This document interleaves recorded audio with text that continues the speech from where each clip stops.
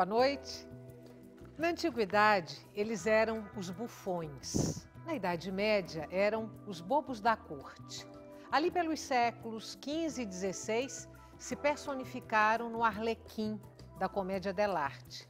E somente no século XIX se tornaram o palhaço, tal como o conhecemos hoje, com nariz vermelho, macacão colorido e sapatos enormes. Vida de palhaço é o tema de hoje do Opinião Pernambuco. Participam do nosso programa Ulisses Dornelas, o palhaço Chocolate, Boris Trindade Júnior, o palhaço Tapioca e Manuel Ramos, o palhaço Biliro. Você também pode participar do Opinião Pernambuco enviando perguntas e comentários para o e-mail opiniãotvu@gmail.com, para as redes sociais Twitter e Facebook e para o telefone 3423-6836.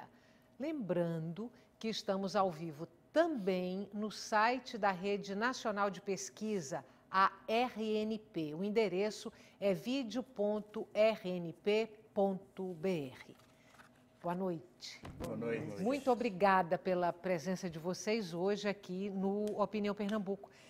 Eu quero começar sabendo um pouco da formação de vocês, como cada um de vocês descobriu a arte circense ou descobriu o palhaço, em que momento da vida se deu a escolha e como foi a formação?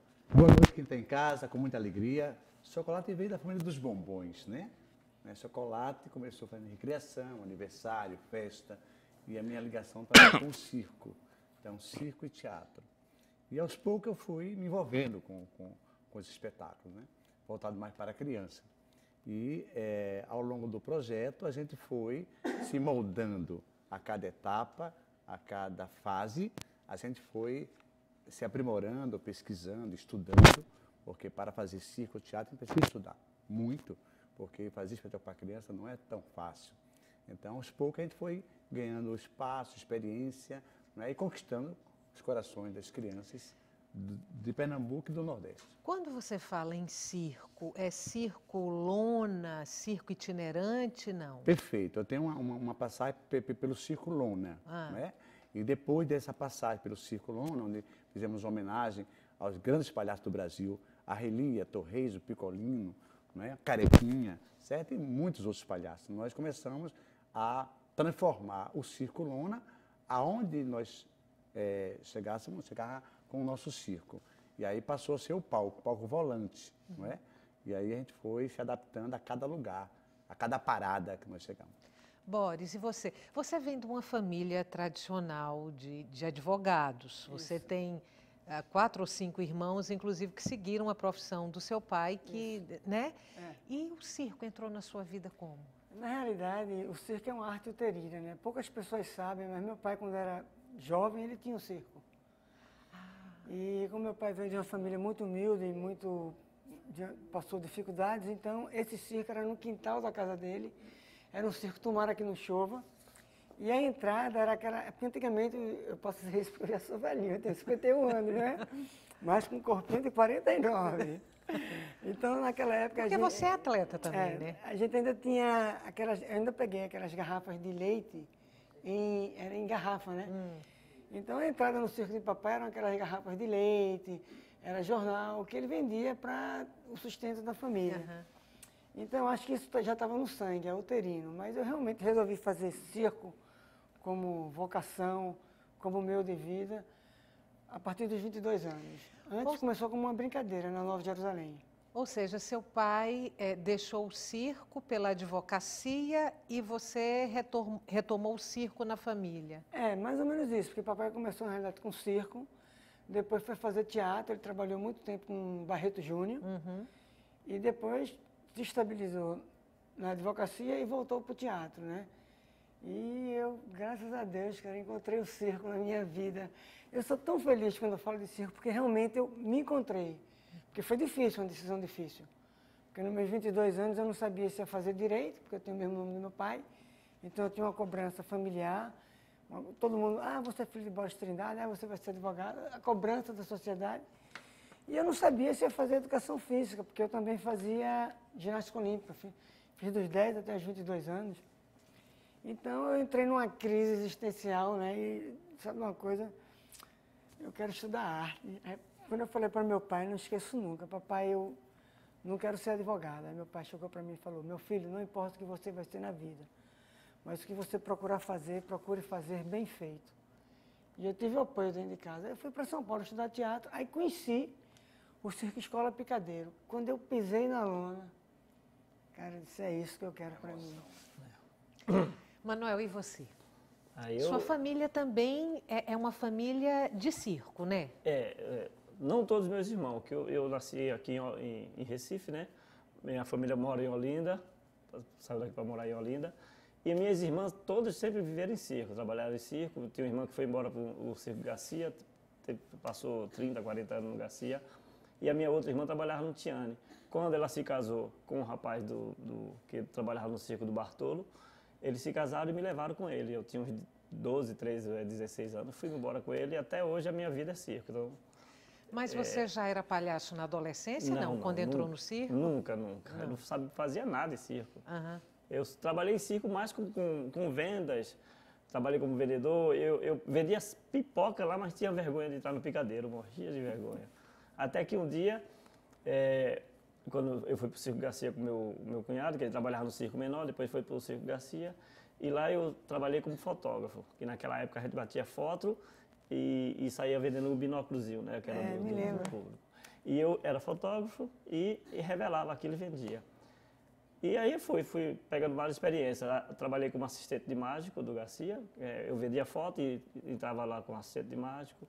Depois fiz magia cômica com um parceiro meu, né? Ele me chamou para fazer magia cômica com ele, eu fui. E fui perdendo o medo do picadeiro, até que o meu cunhado montou o Empire Circo e me trouxe para trabalhar com ele. Aí nessa minha experiência, porque eu pensava que eu não tinha aprendido nada no Garcia.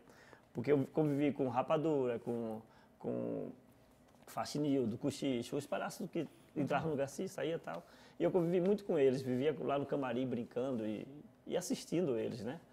Quando cheguei aqui, eu comecei a passar a experiência deles para o palhaço daqui do Nordeste, o palhaço que estava no circo do Empire Circo, do meu cunhado. Passar a experiência deles para eles.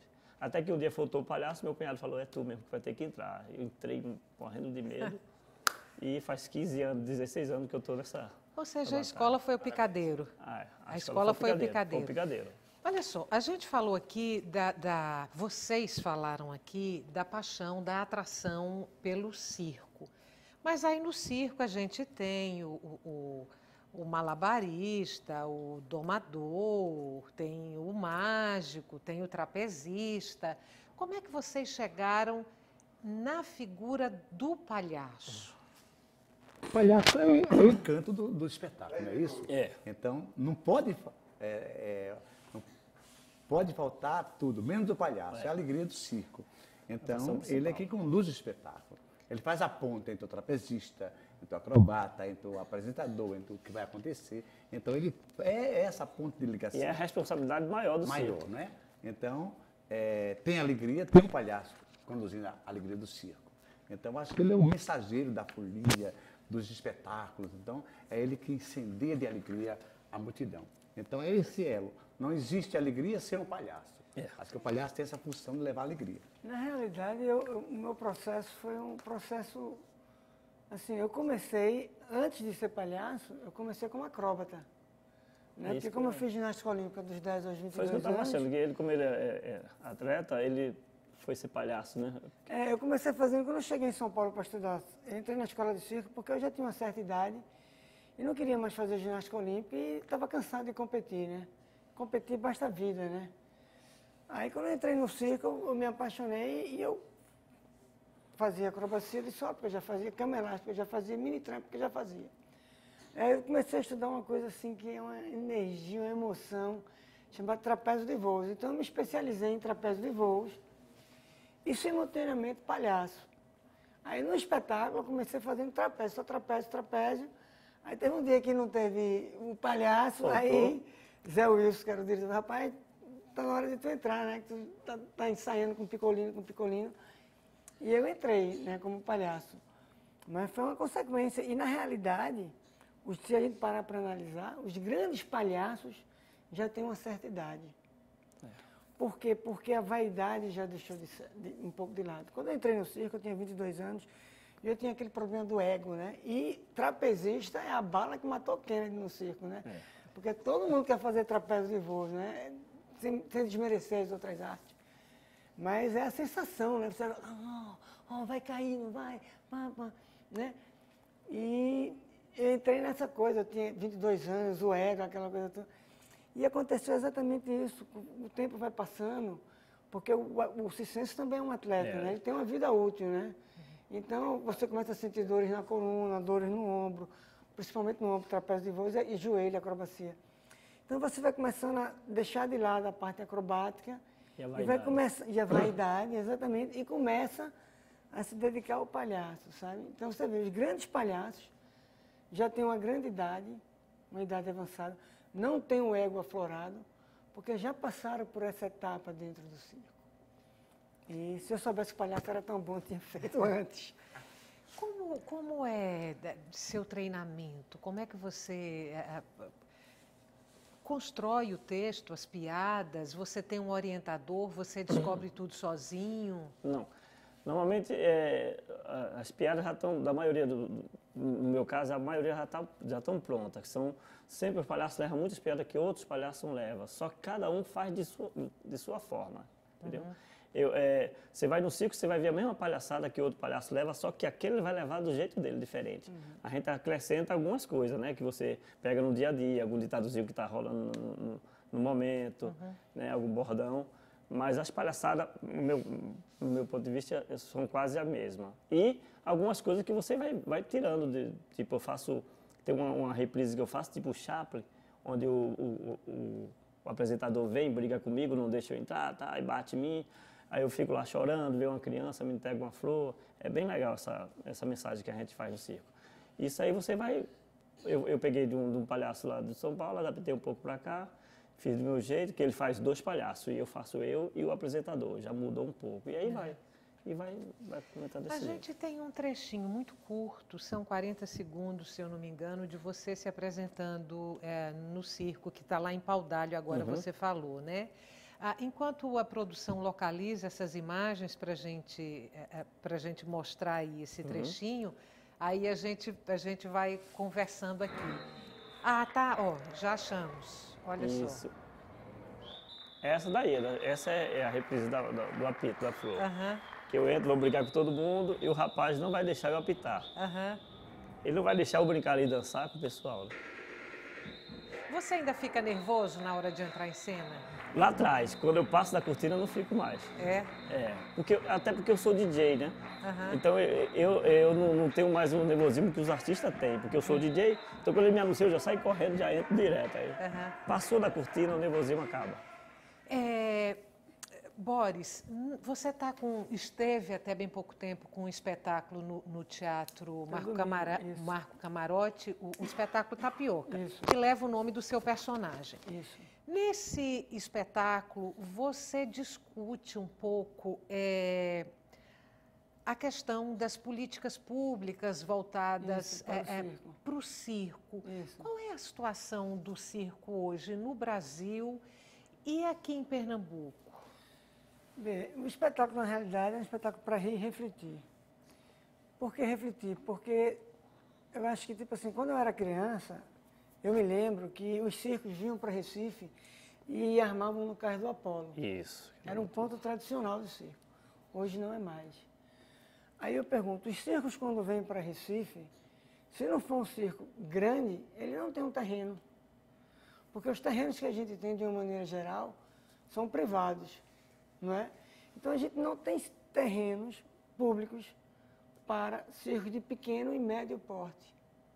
Então o espetáculo fala exatamente isso, da falta da ausência de espaços. Você constrói campo de futebol, você constrói shopping, você constrói cinema, praça, mas você não tem um local, um terreirão para o circo, independente do porte desse circo.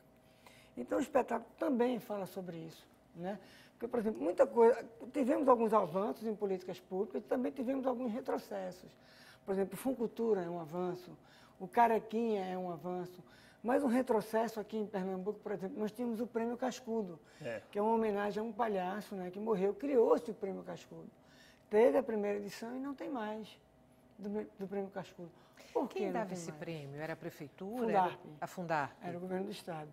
Então, do mesmo jeito que é doloroso a classe conquistar, mais doloroso é você perder o que você conquistou, né? Então, acho que o espetáculo ele fala disso, essa falta de ausência, porque quando a gente fala de circo, a Chocolate falou muito bem, a primeira imagem que vem na minha cabeça é palhaço, pipoca, algodão doce e a lona, né? Mas se a gente parar para analisar, hoje em dia você tem muitos espetáculos dentro dessa linguagem circense em teatros, né? Que a gente chama técnicas clownescas, né? Mas o circo, como lona, quando a gente fala lona, vamos referir à lona americana, porque a lona americana é exatamente essa lona que a gente tem, só que ela é como se fosse um plástico, não é plástico, mas é lona. Porque antigamente a lona ela era fabricada manualmente, né? Era lona de... Estopa, saco de... e você encerado. pintava encerado com parafina líquida, né? E a lona americana é essa lona como a gente conhece. Mas o que está acontecendo é isso, a gente vai terminar perdendo essa estrutura física de lona, porque a gente não tem mais espaços. Não tem na legislação municipal nada que proteja um espaço, por exemplo, para a instalação de circos, e aí a permanência desse modelo de apresentação, de espetáculo? Olha, eu queria até parabenizar esse programa, porque está tocando num assunto lúdico, né, que é o palhaço, e por detrás desse palhaço toda uma realidade que as pessoas não conhecem, porque é um universo circense. A única lei que existe, que é uma lei federal, que garante ao filho do circense escolas para onde ele for. Porque como o circense é itinerante, isso é uma lei, inclusive, da época da ditadura militar. Então, os filhos de militares tinham direito, porque o militar viajava muito. Então, quando ele chegava, era garantida a vaga na escola. E essa vaga também é garantida para os filhos dos circenses, na teoria. Na prática, nem tanto. Mas essa lei existe. É a única que eu conheço, é uma lei federal. Lei estadual e lei municipal eu não conheço. E tem uma que foi proibido o animal no circo, né? A gente vai fazer um intervalo curtinho, volta daqui a pouco para continuar essa conversa. O tema de hoje do Opinião Pernambuco é Vida de Palhaço. Você pode participar desse programa mandando perguntas e comentários para o nosso telefone, para o nosso Facebook, para o nosso e-mail, para o nosso Twitter. A gente volta já.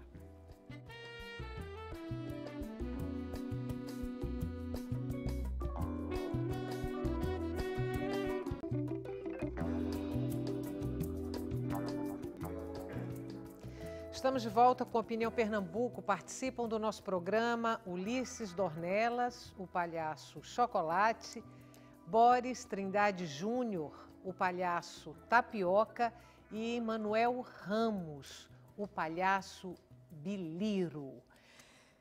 Ulisses, ou Chocolate, falávamos há pouco de um problema do Recife e que muito provavelmente é um problema nacional, que é essa falta de espaço para os circos se instalarem. Mas você há muito tempo sobrevive com seu personagem, mas nos teatros, ou exclusivamente nos teatros e... Itinerante também, viajando. Mas em circo não, em praças. Em praças, né? Porque são shows que você faz. Foi o que o Boroca falou aqui agora há pouco. Há pouco espaço para o circo com a lona, com toda a estrutura dele. Então, há falta de espaço. Então, qual a minha alternativa? Como eu sou de teatro, né? Então a gente monta um espetáculo dentro do teatro e depois transforma também em grandes eventos, grandes shows. E faz de forma itinerante, é o que eu falei. Aonde eu chego, eu monto meu circo. Eu monto meu palco, meu som, minha luz, minha estrutura, meu cenário e faço o espetáculo. Você é seu empresário. Eu me produzo. Por quê? Porque é difícil você encontrar um produtor, um empresário que acredite no seu projeto. Então, eu comecei a verificar que era importante essa produção. Então, você criar um espetáculo, você montar um espetáculo, fazer com que ele chegue até o público, né? Conseguir através de parceiros, assim, alguns parceiros que até hoje permanecem conosco. Então, isso fez com que, o nosso espetáculo começasse a ter um trabalho mais itinerante. Então, eu faço em Recife eu vou também viajando, eu vou chegando a cada lugar com uma estrutura que eu faço no teatro, né? E o Ulisses Dornelas e o Palhaço Chocolate vão muito bem, obrigada. Trabalhando muito. Aham. Ulisses, eu digo assim, Ulisses é a oficina, né, de criação. Ele está criando um roteiro, está fazendo uma música, fazendo um arranjo, né? Isso para levar para o palco. Né? A gente tem imagens também aí do Palhaço Tem. Chocolate se apresentando. Eu vou pedir a produção para a gente. Que espetáculo é esse, Ulisses? Esse é o espetáculo que faço no Parque 13 de Maio. No Dia que das é um Crianças. Dia da Criança. Então, dia 2 de outubro é encontro marcado aqui em Recife, no Parque 13 de Maio. É um grande evento. Então, envolve assim uma média de quase 100 artistas, atores, bailarinos, educadores, circenses, músicos. Né? E todo esse Então, pessoal faz parte da sua equipe? Todo. Hoje nós temos 48 pessoas permanentes no nosso grupo, né? Fora as pessoas que a gente convida de acordo com o tipo de espetáculo. Isso aí é um deles. A gente viaja bastante, olha que multidão. Isso aqui, eu digo sempre assim, este aí no dia 2 de outubro é o maior show infantil ao vivo do Brasil, com certeza. Em lugar nenhum do Brasil, no dia 12, tem um show nessa dimensão, onde a gente tem um palco imenso, uma passarela de 45 metros, onde eu vou até o meio do Parque 13 de Maio. Você falou 48 pessoas na equipe, Na entre equipe. artistas e técnicos? Não, entre artistas e técnicos, músicos, né, bailarinos, atores, circenses. A gente falou do seu espetáculo, do espetáculo Tapioca. Se eu não estiver enganada, eu não tenho imagens desse espetáculo, mas tenho de 2 espetáculos seus anteriores, que foram Na realidade, assim que eu voltei... 4 Bores, né? Não. E tem um outro. Um espetáculo chama-se 4 e o outro chama-se Cabaré. Certo. E o atual é Tapioca. 4 é um espetáculo que fala sobre os 4 movimentos que influenciaram a cultura pernambucana, que são os 3 ciclos, o ciclo carnavalesco, o ciclo junino e o ciclo natalino. Esse é 4. 4. Aí A gente tem imagens desse espetáculo, tem fotos. Enquanto você vai falando, Certo. a gente vai vendo as imagens do espetáculo. Continua, Boris, por O favor. espetáculo 4 é um espetáculo que fala exatamente isso, sobre os 4 movimentos que influenciaram a cultura pernambucana, que é o ciclo natalino, o ciclo junino, o ciclo carnavalesco. E como o afro, o movimento afro não é um ciclo, então eu botei 4, porque são esses 4 movimentos. 4 porque eu fazia a junção do circo, do teatro, da dança, e da ginástica olímpica. Né? Também 4 por isso. O outro espetáculo chama-se Cabaré. Esse ainda é 4. 4. Quando você monta um espetáculo, você idealiza esse espetáculo como? E aí você chama alguém para te dirigir? Tem alguém que dirige o Palhaço Tapioca? Olha, esse espetáculo, particularmente, a produção e a direção circense foi minha. Eu chamo sempre um diretor teatral, que é Zé Manuel, que dirigiu 4. Já Cabaré, a direção ainda é 4. Já Cabaré, não, a direção circense é minha, a direção teatral de Douglas Duan. Aí também é 4, porque eu trabalho com neon. E o atual, que é Tapioca, é um solo. Quanto tempo você fica em cartaz com um espetáculo desse, normalmente? Olha, eu não estipulo um tempo, porque geralmente os meus espetáculos, eu faço espetáculos na rua ou em teatro, mas mesmo assim são espetáculos vendidos, né? Eu não arrisco muito bilheteria. Você não arrisca a bilheteria? De uma maneira geral, não. Que ainda é um risco muito grande, né? Eu não sei, porque se a gente parar e fizer um retrospecto, eu acho que o Funcultura teve um lado muito positivo, mas teve um lado muito negativo, porque engessou. Eu me lembro que eu sou de uma geração, Ulisses ia muito lá em casa, você também já trabalhou conosco em algumas produções nossas. Antigamente, você tinha grandes produtores, você tinha meu pai, você tinha Zé Mário Astragésio, você tinha Paulo Góes, né? Quer dizer, tinha todo, e tinha uma geração junto que vinha surgindo. Paulo de Seu pai era Aquários, né? Aquários, Aquários Produções Artísticas. E as pessoas produziam sem depender de Funcultura e a coisa era só de bilheteria. Né? A gente conseguia a gente permutava com televisão, permutava com rádio, permutava com jornal. Hoje em dia, quando você chama uma pessoa para trabalhar, a primeira pergunta que a pessoa faz é pelo Funcultura ou não? Porque se for pelo Funcultura, ela tem um preço, sabe? Se não for, nem sei se ela faz. Então, assim, Inclusive, essa é uma experiência nova para mim. Pela primeira vez na vida, eu também estou fazendo um espetáculo com dinheiro público, né? O que é a Tapioca Funcultura. é Funcultura. Funcultura, os outros não, tudo... Manuel, Boris falou há pouco de uma lei federal que garante aos filhos dos artistas circenses o ingresso nas escolas em qualquer momento do ano que essas crianças chegarem para serem matriculadas. Como é que foi com você? Você disse que entrou no circo ali na casa dos 15 anos. Você conseguiu conciliar estudo e trabalho no circo? Na minha época já era mais difícil. Essa lei existia, mas não era tão rígida como hoje em dia. Hoje em dia eles são obrigados a aceitar os filhos de circo.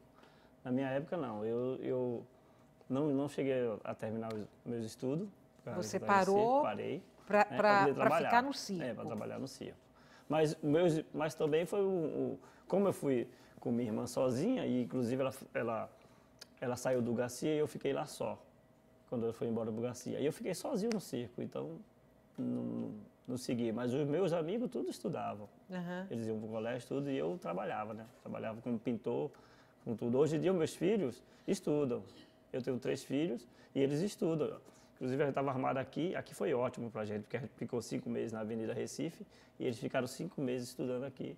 Um colégio ótimo que abraçaram eles. Tem lugar que você chega, que o colégio abraça os meninos e tratam super bem, mas tem lugar que é difícil. Tem preconceito. Tem um preconceito muito grande com o circense. Aí, quando a gente fala da lei, aí é que eles acolhem. Mas você tem que primeiro lembrar da lei para ele que nos acoberta. O circo que você trabalha hoje são quantas pessoas? Entre palhaços, trapezistas, todo mundo? O Palhaço Chocolate tem mais gente que o nosso circo. Tem 35 a 40 pessoas trabalhando lá no circo. E vocês estão em Paudalho até quando? Estamos em Paudalho até domingo, esse domingo agora. E na próxima sexta-feira, na outra sexta, nós vamos estrear em Lagoa do Carro. A gente passa 3 semanas em cada lugar do nosso circo. Só aqui na Avenida Recife que a gente ficou 5 meses. E como é que vocês lidam com esse problema que foi levantado aqui também, que é essa falta de espaços para os circos? Inclusive lá em Paudalho tem uma área muito reservada para eventos. Só que para circo eles não deixam. Fazia 5, 6 anos que não entrava um circo em Paudalho. Área pública, área da prefeitura? Área da prefeitura, mas eles não deixavam armar circo. O meu cunhado foi lá, aí foi que ele começou a se lamentar, falou que estava com vergonha da profissão dele. Rapaz, eu tenho vergonha da minha profissão porque você tem um espaço para evento e meu circo é um evento, é cultura e vocês não deixam armar. Aí ele, mas ali não pode armar, ali é só porque tem um palco armado lá e não tem nada, não tem evento nenhum na cidade. Vai ter um agora, Paudalho Criança, mas é em novembro. E o ano todo fica sem nada, só quando vai bandas cantar lá é que eles cedem. Né? E agora a área é linda, é toda cimentada, toda bem cuidada e tal. Aí quando meu cunhado chegou em casa, ele recebeu o telefonema do vice-prefeito lá ligando para poder levar o circo para lá. Aí liberou. Mas primeiro ele teve que chorar. Parabéns, prefeito. E ele teve que pedir. Enfim, que eles pedem, né? Que é o alvará de prefeitura, o corpo de bombeiros, isso tudo tem que ter o CREA. Meu cunhado apresentou tudo para ele, foi que ele ligou e liberou para a gente. Me diga uma coisa, o palhaço no teatro está na moda? Olha, eu tenho ouvido já essa expressão, que virou moda, né? Mas não sei se a palavra certa é nova ou é novidade, né? Porque essa coisa da técnica chapelianas ou técnicas clownescas é uma coisa que está vindo, né? Porque o palhaço brasileiro, ele é muito verborrágico, que é totalmente diferente do palhaço europeu. O palhaço europeu trabalha muito em cima das técnicas chapelianas, então é muito pantomima, né? Mas eu cresceram muito, né? E, inclusive, assim, eu tenho visto as oficinas, eu tive a oportunidade de dar oficinas sou muito relutante para dar oficina de palhaço, mas eu dei uma para um grupo fechado e dei uma no Festival de Inverno de Garanhuns que bombou. Ah, que bom. Olha só, eu vou fazer um parêntese aqui, uma pausa para trazer para vocês algumas perguntas dos telespectadores. Tem a de Fernando Alvarez, da Boa Vista. Ele parabeniza o programa pela escolha do tema e gostaria só que o grande palhaço Chaveco fosse citado. Trata-se de um grande artista.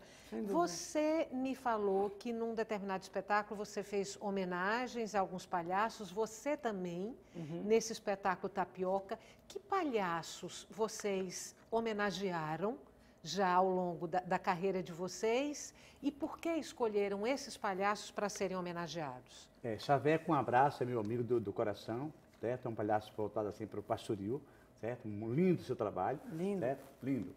Certo? E, olha só, eu tenho uma referência de os palhaços, né, que me encantaram na minha infância, como Torresmo, Arrelia, Carequinha, né, e até o Picolino, que foi seu mestre, né? Grande Picolino.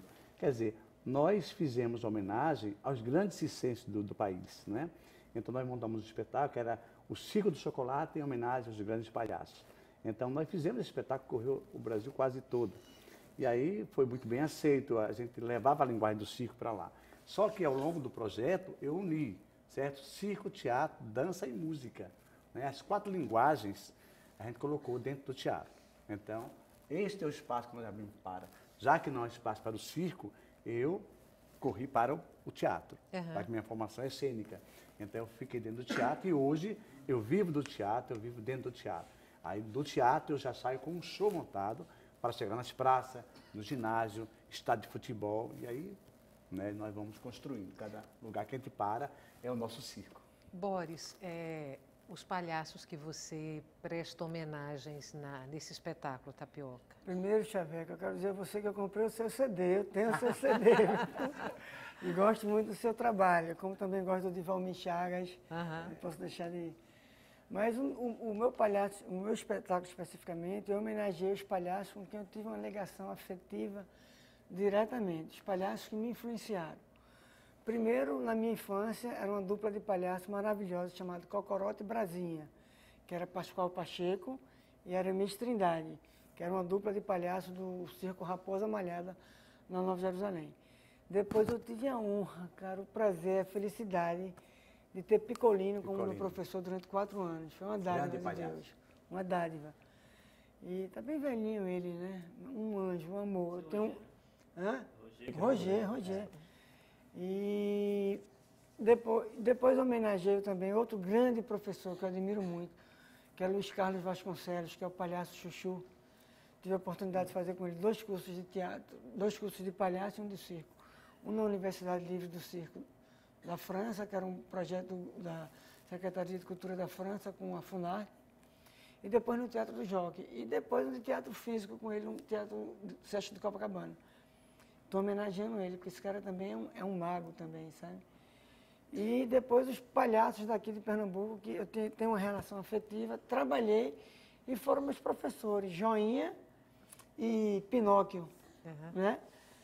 Então, eu homenageei essas pessoas que influenciaram direta e indiretamente a minha formação. Mas eu falo no texto do espetáculo, tem um momento que eu estou de palhaço, aí eles aparecem em cena, né?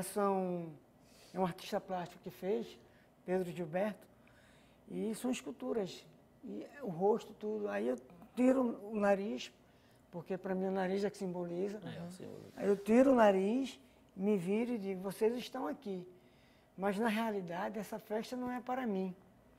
Essa festa é para todos vocês e para todos os outros, né? É um momento assim lúdico, poético, que toda vez eu me emociono. Manuel, o palhaço ou os palhaços do seu coração? Inclusive, eu estava falando do Cascudo, eu aprendi muito com o filho do Cascudo, que é o Cascudinho, que trabalhou lá no Impari Circo muitos anos. E como eu era DJ, ele cantava paródia, aí eu ficava botando as músicas para ele. Eu aprendi muito com ele, assistindo ele. Tanto que quando ele foi embora do nosso circo para outro circo, né? Ele saiu do nosso circo para trabalhar em Alagoas e outro circo, eu tive que substituir ele.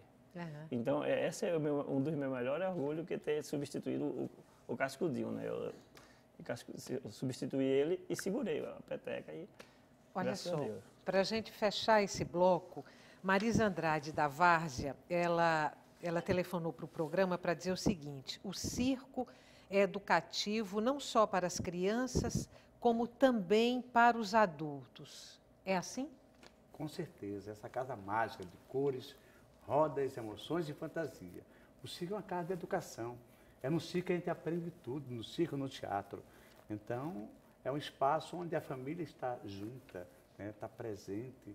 Eles cantam, eles brincam, eles esquecem qualquer trauma da vida, né? O circo é esse espaço, né, terapêutico, da risada, né?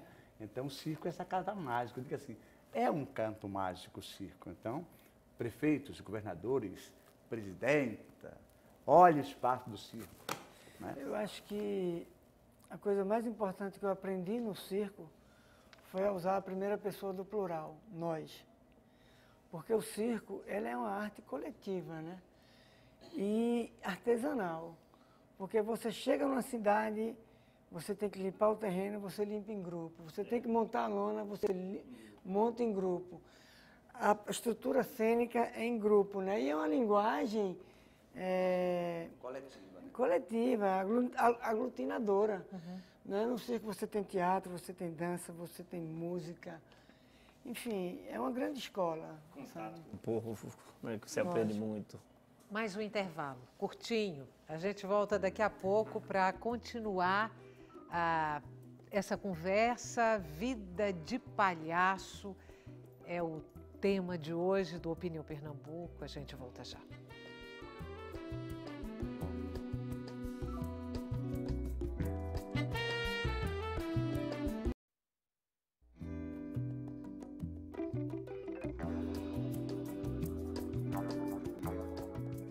Estamos de volta com Opinião Pernambuco, Vida de Palhaço é o tema de hoje do nosso programa. Participam Ulisses Dornelas, o palhaço Chocolate, Boris Trindade Júnior, o palhaço Tapioca e Manuel Ramos, o palhaço Biliro.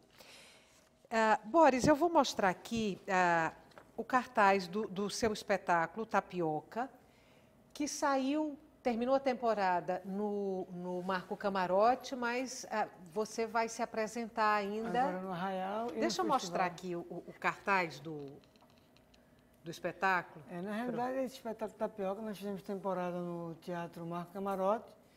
Estamos fazendo agora no Teatro Arraial, ali na Rua da Aurora. Já em temporada lá no Arraial? Dia 5 e 6, 12 e 13. E dia 8 e dia 9 de novembro nós estamos encerrando o Festival de Circo, no Dona Lindu.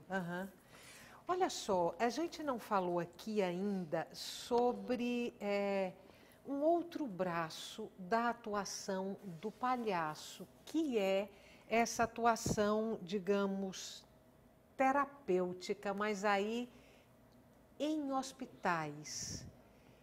Vocês já tiveram essa experiência? Quando começa essa experiência no Brasil? Que resultados vocês veem nesse tipo de trabalho? Estela, eu tenho uma experiência muito particular. Eu trabalho muito ligado ao NAC, ao IMIP, algumas instituições assim. E eu vejo que o sorriso, sabe, é uma coisa assim fenomenal. Então, às vezes a gente vai fazer um show num espaço desse, a criança está lá, sabe, quando a gente entra, é aquela festa, tem os doutores da alegria, que faz um trabalho maravilhoso, né? A gente entra e consegue tirar daquela criança, daquele adolescente, um sorriso, os olhos brilham, certo? A alegria, certo? E isso, comprovadamente, já foi analisado que a alegria, de que o sorriso faz bem à saúde. Então, sorrir é fundamental. Então, levar a alegria, no momento de dor, de tristeza, nesses lugares assim, é importante. Então, o hospital, a gente tem sempre que estar levando nossa energia positiva e alegria. A função do palhaço é fundamental, é terapêutico, como você falou. Eu sempre falo para as pessoas que eu sou besteirologista, né? E, assim, tive a oportunidade de conhecer o fundador do Doutores da Alegria, lá no Rio de Janeiro. Fizemos uma vivência, na época eu trabalhava numa instituição chamada Afroregra, ele teve a oportunidade de uma formação. Ganhei dele o livro autografado, o filme também. Mas tem um cara que também eu acho que é muito importante a gente falar, chamado Pat Adams, que é a terapia do amor. E eu acredito que... Foi feito um filme, né, com a história tem um dele. filme, né? E eu acho que o riso transforma, sabe? Transforma de uma forma... E eu tenho experiência, assim, sempre que me chamam, eu sempre vou, sabe? E nunca cobro, sabe? Porque é o mínimo que eu posso fazer. Sabe? Ver uma criança sorrir, para mim, não tem preço, cara. Olha só, eu não sei se é um mito, mas dizem que por trás de um palhaço alegre, feliz, há sempre um intérprete triste, uma pessoa triste. É verdade? Bom, eu sou feliz demais, né? Eu sou feliz porque faço o que sei, o que gosto, tenho uma família maravilhosa, uma esposa, Há uma história bem interessante. Família, né? Filhos. Assim. Né? Mas, assim, eu lógico que tem momentos de tristeza, porque também a felicidade não é eterna. É ser humano, né? Existem momentos de felicidade, né? E tem fatores externos que interferem, mas eu sou feliz pra caraca, cara. Eu agradeço a Deus todo dia. Há uma felicidade interna muito grande. Então, há uma história bem interessante que o circo chegou na cidade e aí todo mundo ficou feliz. Ia para o espetáculo, assistia, né? Então estava triste, ia para lá. E certa noite, o palhaço ao sair do circo foi para casa, ficou triste, né? E chegando em casa, tomando banho, lembrando, né, do espetáculo, e bateu a tristeza, né, no palhaço. No dia seguinte ele volta para a função e mais alegria, mais festa. Aí ele resolveu ir num psiquiatra, num psicólogo. E lá chegando, disse, olha, eu estou ficando triste porque eu chego em casa, não consigo dormir e tal. Aí o psiquiatra olhou para ele, olha, você vai ao circo, vai alegrar, vai lá que lá é só alegria. Isso assim, doutor, esse palhaço que está alegando sou eu.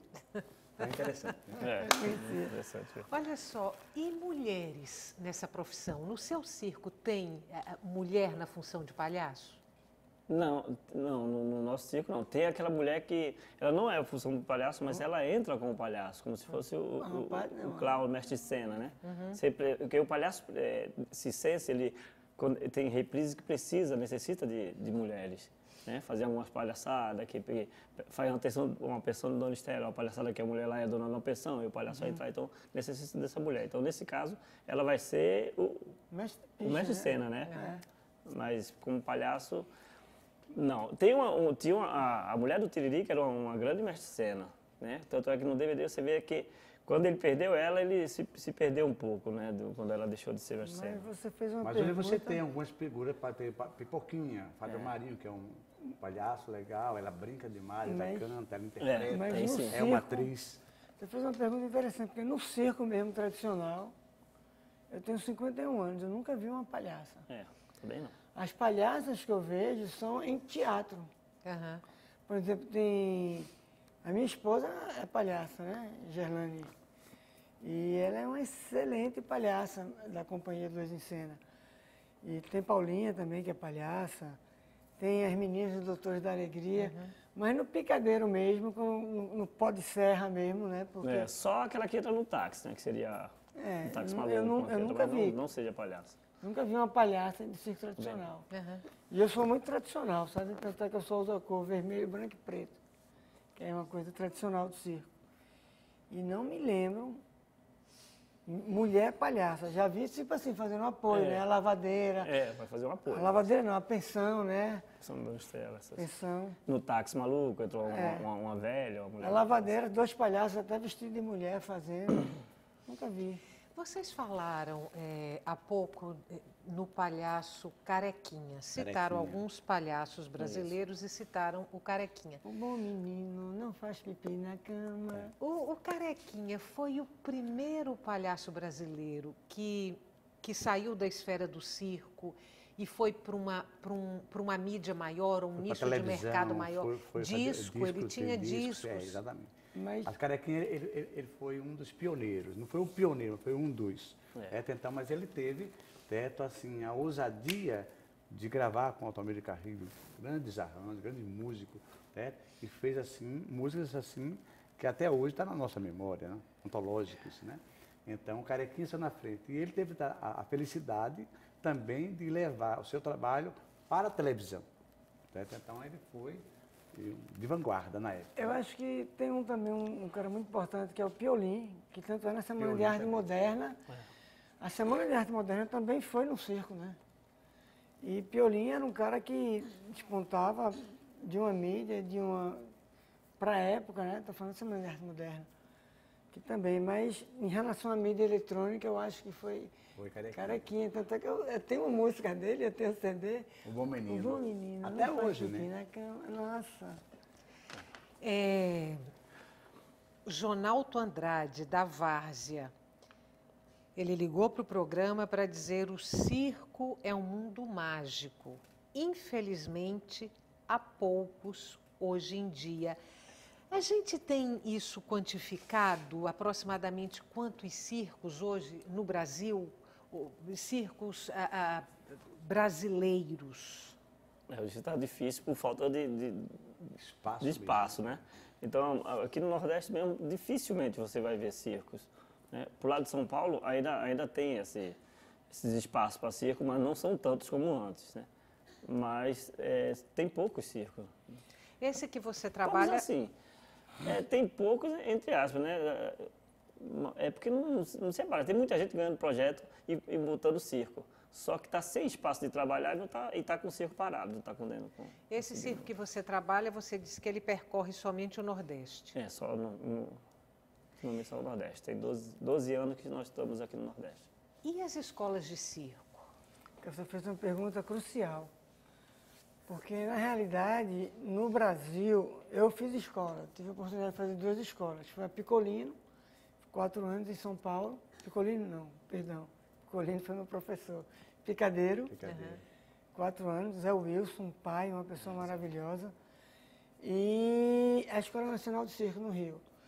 Mas a Escola Nacional de Circo é uma escola reconhecida. Olha que contraponto. É uma escola que é reconhecida pelo Ministério do Trabalho, mas não é reconhecida pelo MEC. Até hoje, nenhuma escola de circo no Brasil tem a chancela do MEC. Nenhuma. Né? E a maioria das escolas de circo são oriundas de projetos sociais. E há uma justificativa para isso? Por que as escolas de circo não são aceitas pelo MEC? Pela grade curricular. Ah. A grade curricular. Tem que ter exigências de algumas cadeiras, algumas disciplinas. A Escola Nacional de Circo cursa... Porque não está dentro bem da cênica, né? Hoje eles tentaram juntar, né? Circo e teatro, né? Eu lembro que isso foi uma luta de Luiz Olimestre no Rio. O Olimestre é um trabalho... Foi o fundador da Escola Nacional de Circo. Escola de Circo no Rio de Janeiro. Quer dizer, então, é um trabalho bastante abalizado, né? Comprovado. Né? Então, há uma tendência de juntar as artes cênicas, né? E colocando o circo dentro dessa grade. Só que tem, como você falou, uma grade específica de circo. Né? Tanto é que até hoje é circo, teatro e ópera, né? Que eles fazem, né? Mas, assim, eu acho que era um momento, sabe? Numa cidade como Recife, não tem uma escola de circo. Você tem projetos sociais. Da Várzea funciona. Aqui você tem a Escola Pernambucana de Circo, que eu fui o fundador junto com o Zé de Oliveira, né? Fiquei um período na escola, depois me afastei, que eu fui morar em São Paulo, no Rio, Europa, enfim. Aí voltei, tenho o meu projeto social, que é o Pirueta Circo Social, que também é uma escolinha. Hoje eu coordeno o trabalho do Circo Social Uninassal, que é com crianças com síndrome de Down, com a linguagem de circo. Mas todas essas escolas, né, são oriundas de projeto social, inclusive que é uma metodologia nossa, criada no Brasil. Né? Mas eu acho que esse é um antagonismo, eu não consigo entender. Porque a Escola Nacional de Circo ela é reconhecida pelo MEC, não é reconhecida pelo MEC e é reconhecida pelo Ministério do Trabalho. Tanto é que você forma técnicos, né? Você sai com diploma sindicalizado, tudo direitinho. Me fale daquele seu projeto de resgatar, de revisitar as cantigas brasileiras e as cantigas de roda. Nós fizemos uma pesquisa, né? E as cantigas de roda estavam deixando de ser cantadas, né? Então, hoje as crianças não conhecem mais nossas cantigas de roda. Então, eu fui pesquisando e fui trazendo para a criança de hoje com novos arranjos, né? Desconstruindo algumas músicas, como Atirei o Pau no Gato, não Atirei o Pau no Gato, né? Boi da Cara Preta, né? A gente fez um novo arranjo com nova letra. Então, isso foi um encanto, porque as crianças não conheciam, né? Nós começamos a fazer, levamos para o teatro, fizemos um caráter experimental primeiro, e depois nós começamos a montar um show voltado para isso. E esse show já virou um CD, né? Está previsto para o ano que vem, 2015. O Chocolate tem 39 anos de alegria, de festa, de evento, de teatro, de circo. O ano que vem a gente vai montar um grande show, né? Partilhando cada pedacinho e tendo como carro-chefe as nossas bonitas cantigas de roda. Você criou o Palhaço Chocolate, você criou o Palhaço Tapioca. Biliro, você herdou, quer dizer, você assumiu o Biliro quando, num dia de espetáculo, o intérprete do palhaço não pôde entrar em cena, ou você construiu o Biliro? É um personagem criado por você? Biliro era um apelido que eu tinha, né? O pessoal já me apelidava de Biliro. Porque grampo de cabelo aqui em Pernambuco, teve uma discussão lá com uns parentes do lado do Circo Garcia, que era seu Ari, que ele era... A mulher era pernambucana e ele era baiano. Aí eles estavam brigando com o Biliro. E ele chamava de Miss, lá na Bahia. Aí eles me chamaram, o que é isso aqui? Eu falei, é o Biliro. Aí eles começaram a rir. Aí foram ver no dicionário, estava escrito lá Biliro, grampo de cabelo, em alguns situado em alguma região do Nordeste. Tá? Aí ficou Biliro, meu apelido. Quando faltou o palhaço no circo, que o meu cunhado falou, tu vai ter que entrar, tu vai se adaptando aí que tu vai entrar. Eu entrei, foi o primeiro nome que eu pensei, foi Biliro. Uhum. E eu peguei o Biliro, agarrei o Biliro com força e eu criei o Biliro dessa forma. Tem uma indumentária, uma vestimenta única, própria, porque a sua roupa é essa, a do Palhaço Chocolate é essa. Você falou que só usa 3 cores, né? Vermelho, branco e preto. Vermelho, branco e preto, para o Palhaço Tapioca. E o seu? O meu é mais a pintura, é só o rosto branco. Agora a roupa pode ser qualquer. Pode variar? Pode variar, só a pintura. Também. Agora a pintura do palhaço é muito importante. O meu cunhado, eu pintei o rosto todo de branco e preto, só os branco e preto, né, no rosto. O meu cunhado queria que eu pintasse vermelho. Aí eu falei, aí já não é mais o Biliro. Se você mudar um risco, já não sou mais eu, já não é mais o Biliro, é outro palhaço. Então o palhaço tem que ter aquela cara, né? Aquela pintura. A pintura é como se fosse uma impressão digital, né? É a marca. É a marca. Agora, Estela, eu queria aproveitar o seu programa, você fez uma pergunta anterior, se me permitir. Eu acho que está na hora, sabe, do governo municipal, o governo estadual, pensar em criar uma escola municipal de circo ou uma escola estadual. Né? Porque muita coisa a gente perdeu. Mesmo. Quando eu era criança, minha tia fez balé no Teatro Santa Isabel, tinha uma escola de formação, não tem mais, de dança. Né? Antes a gente tinha o teatro Tânia Trindade, que era ali no Teatro Santa Isabel. Tinha um curso de balé, de formação, não tem mais, perdeu. Balé clássico. A gente tinha o Teatro Joaquim Nabuco, né, que era o curso da faculdade, curso de extensão da Faculdade Federal. Perdeu. Quer dizer, coisas que nós construímos foram desconstruídas. Como é que uma cidade como Recife não tem uma escola de... Se você quiser fazer balé clássico, estudar dança, você tem que... Ou você tem dinheiro para ir para uma academia ou não vai. Né? Aí não tem uma escola de circo, rapaz, uma escola municipal. Ainda bem que hoje a gente tem a escola municipal de frevo, né? Mas está na hora de ter a escola municipal de circo. A prefeitura, inclusive, tem um circo atualmente, né? Instalado no sítio da Trindade. Vamos começar a pensar nisso. Né? Você vai gerar renda, você vai gerar emprego. Quantos artistas estão desempregados? E quantos mestres podem passar isso para a gente? Notório saber, né? Joinha, Pinóquio, Índia Morena. São pessoas de um saber, velho. Inclusive no Rio de Janeiro e São Paulo tem muita gente que hoje em dia está lá fora e não era de circo. Aprenderam nas escolas de circo lá, que não precisa o cara ser de circo para estar na escola de circo. Tiram muito menino de rua. Olha só, o tempo da gente está acabando e eu não queria... Que pena. Rápido. Eu não queria terminar sem trazer para vocês o comentário de Josemildo Soares, o palhaço Batatinha de Abreu e Lima. Queria perguntar ao Boris como ele descobriu o talento dele para palhaço e há quanto tempo ele realiza esse trabalho de brincante de circo. Vou pedir para você ser conciso para a gente poder fechar o programa. Começou com uma brincadeira no circo Raposa Malhada, lá em Jerusalém. Quando eu fui para São Paulo estudar circo, oficialmente em 1986. Então, eu vou fazer para o ano 30 anos de circo.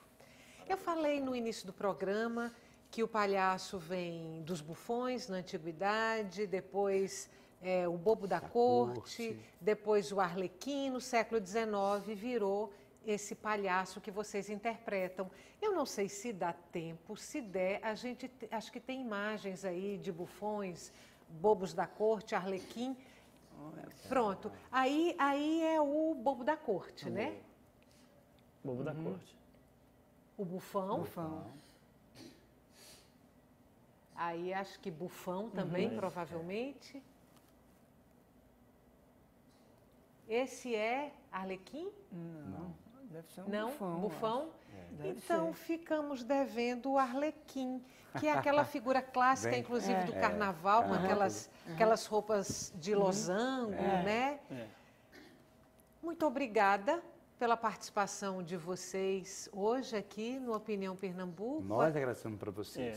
Com certeza, certeza. um tema sério e que eu acho que merece mais um dia. Em outra oportunidade, que não tarde, a gente volta a falar Se Deus sobre quiser. o palhaço e sobre Palhaço o é artista esse de mensageiro da circo. folia, né? Palhaço, mensageiro da folia, palhaço, teu destino é gargalhar. Beijo. Gente, boa noite, obrigada. Para você que está em casa, muito obrigada pela companhia até agora, muito obrigada pelas perguntas, pelos comentários. E o Opinião Pernambuco volta amanhã.